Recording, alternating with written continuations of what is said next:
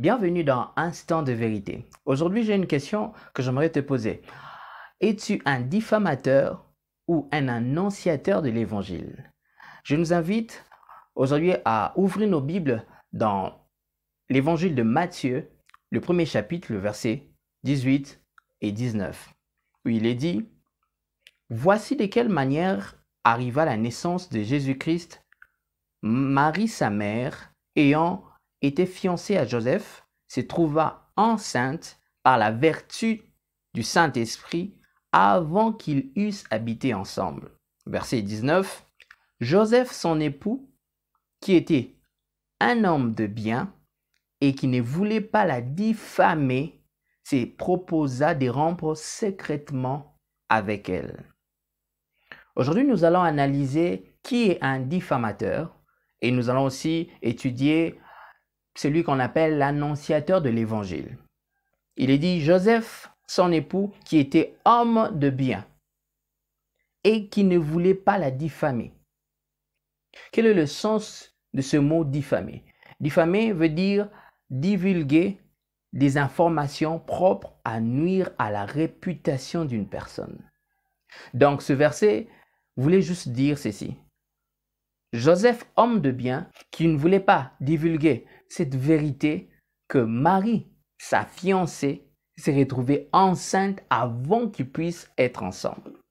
Aujourd'hui, le Seigneur aimerait parler à ses enfants parce qu'il m'a révélé qu'il y a beaucoup de chrétiens qui sont devenus des diffamateurs, c'est-à-dire des personnes qui sont devenues experts à divulguer des informations propres à nuire à la réputation des frères, des autres personnes. J'aime bien, lorsque j'ai étudié ce concept, la diffamation, c'est divulguer des informations vraies. Mais ces informations-là ont un caractère, c'est celui de nuire à la réputation de la personne. Voyez-vous, si Joseph avait publié à tout le monde que Marie, sa fiancée, est enceinte, alors qu'ils n'étaient pas ensemble, ça allait nuire à sa réputation.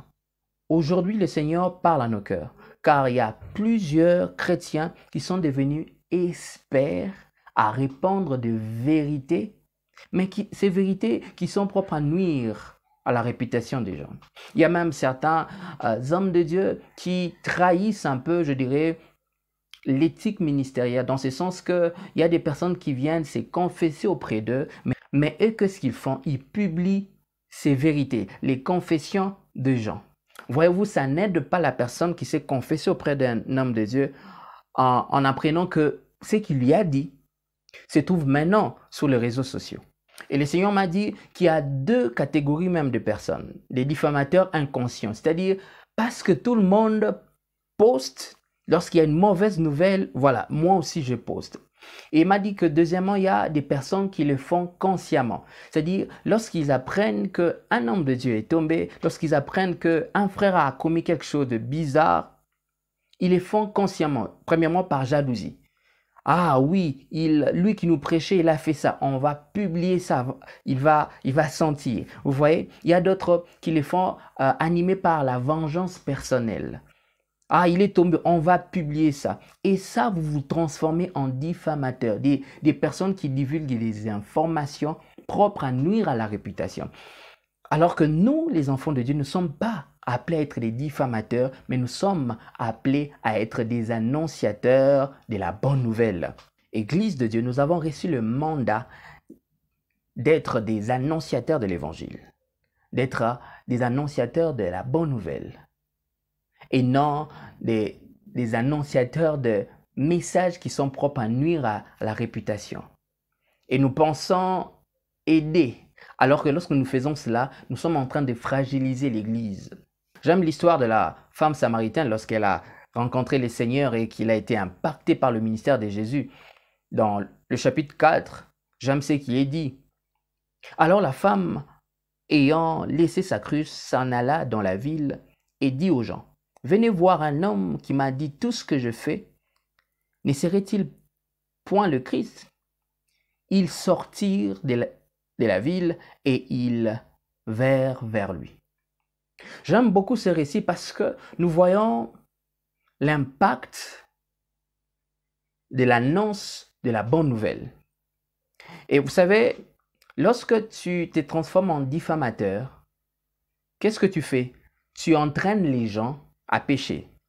Tu influences les gens à pécher. Lorsque tu divulgues des vérités, mais qui ont pour objectif de nuire à la réputation des hommes de Dieu ou bien d'un frère, qu'est-ce que tu fais? Tu amènes les gens, tu fais participer les gens à ton péché. En critiquant, eux aussi vont divulguer ces informations et ça ne va pas construire.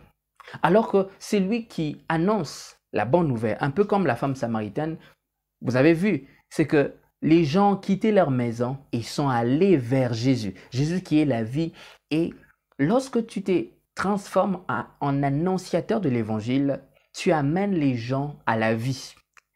Alors que lorsque tu te transformes, lorsque tu fonctionnes comme un diffamateur, tu es en train de perdre les gens. Tu es en train d'aider les gens à pécher.